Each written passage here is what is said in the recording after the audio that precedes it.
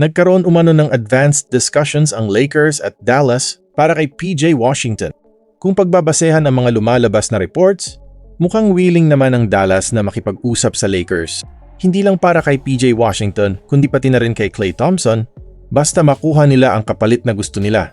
Hindi pa ito nangangahulugang malapit na ang trade, pero malinaw na bukas ang Dallas sa posibilidad ng isang deal. Sa ngayon, mukhang si PJ Washington ang mas priority ng Lakers.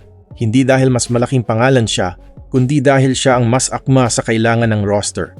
Hanggang ngayon, kulang pa rin ang Lakers ng isang legit na starting small forward na kayang dumepensa, tumira sa labas at maglaro ng hindi laging hawak ang bola.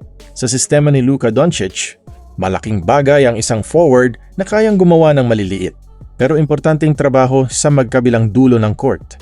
Ang pinakamalaking tanong ngayon ay kung ano ang magiging kapalit. May mga reports na posibleng kasama sa package si Jarred Vanderbilt at ilang draft picks.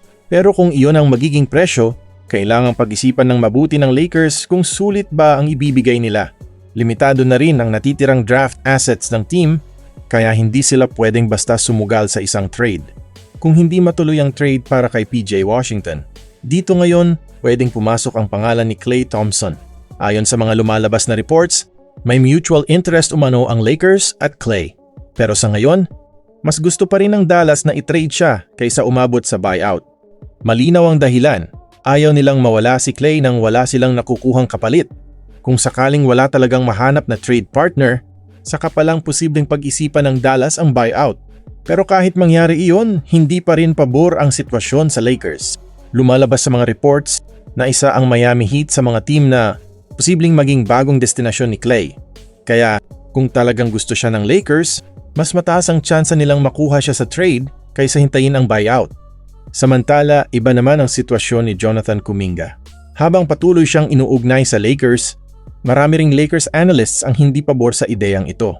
Hindi dahil kulang siya sa talento, kundi dahil may tanong sa magiging fit niya sa roster at kung sulit ba ang kontratang kakailanganin para makuha siya. Sa ngayon, kung pagbabasehan ang mga reports, mukhang malinaw ang direksyon ng Lakers. Uunahin nilang subukang kunin si PJ Washington. Kapag hindi natuloy ang usapan, sa kanila maaaring pag-aralan ang sitwasyon ni Klay Thompson, habang si Jonathan Kuminga ay nananatiling option, pero sa ngayon hindi pa siya mukhang pangunahing target ng Lakers.